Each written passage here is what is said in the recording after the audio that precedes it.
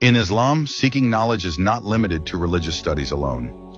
Both religious and worldly knowledge can be considered fard, obligatory, depending on their necessity for the individual and society.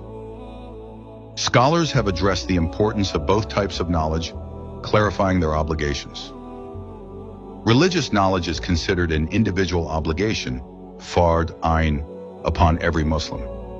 It includes understanding the essentials of faith and practicing Islam correctly. The Prophet Muhammad said, "Seeking knowledge is an obligation upon every Muslim."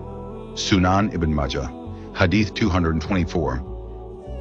Imam al-Nawawi explained that this hadith refers to the knowledge necessary for performing obligatory acts, such as purification, prayer, fasting, and the basics of halal and haram in daily life. Imam Ibn Taymiyyah stated that knowledge of religion is obligatory to fulfill Allah's commands. Imam al-Ghazali emphasized that religious knowledge is fard ayn because it ensures the salvation of the individual in the hereafter. Without it, one's faith and deeds are at risk. Worldly knowledge becomes a collective obligation, fard kifaya, when it serves the needs of society. If no one in the community acquires worldly knowledge, the entire community is sinful. However, if some individuals specialize in it, the obligation is lifted. Examples include medicine, engineering, agriculture, and defense. Allah says, "And He has subjected to you whatever is in the heavens and whatever is on the earth." Imam al-Ghazali stated that worldly science is indispensable for society's welfare, such as medicine and mathematics, are fard kifaya. Imam Ibn Taymiyyah noted that worldly knowledge is obligatory when it fulfills communal needs, like medicine, industry, and military strategy. Imam ash-Shatibi included every field of knowledge necessary to maintain the world's order, such as medicine, farming, and leadership, as fard kifaya. Imam Ibn Qayyim stated that anything indispensable for sustaining life and fulfilling obligations becomes a communal obligation. Islam encourages a balance between religious and worldly knowledge. Pursuing worldly knowledge with the intention of serving humanity and pleasing Allah is highly rewarded. Imam al-Ghazali noted that worldly sciences support religious obligations, like medicine preserving the body for worship.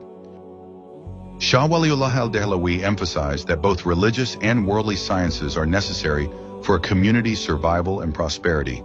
Neglecting either leads to imbalance. Imam Ibn Taymiyyah stated that the best knowledge benefits both the individual and society in religion or worldly affairs.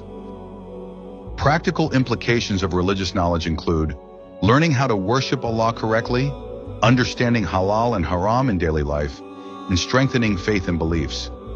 Worldly knowledge involves doctors, engineers, farmers, and teachers contributing directly to the community's welfare. Fulfilling communal obligations in fields like science and technology is a way of worship when done with the right intention. In conclusion, knowledge outside Islam is also fard. Religious knowledge is an individual obligation, fard ayn, for success in the hereafter.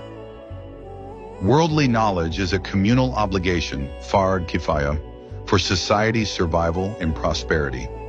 Imam al-Ghazali beautifully said that worldly knowledge becomes an act of worship when pursued with the intention of benefiting others and fulfilling communal needs.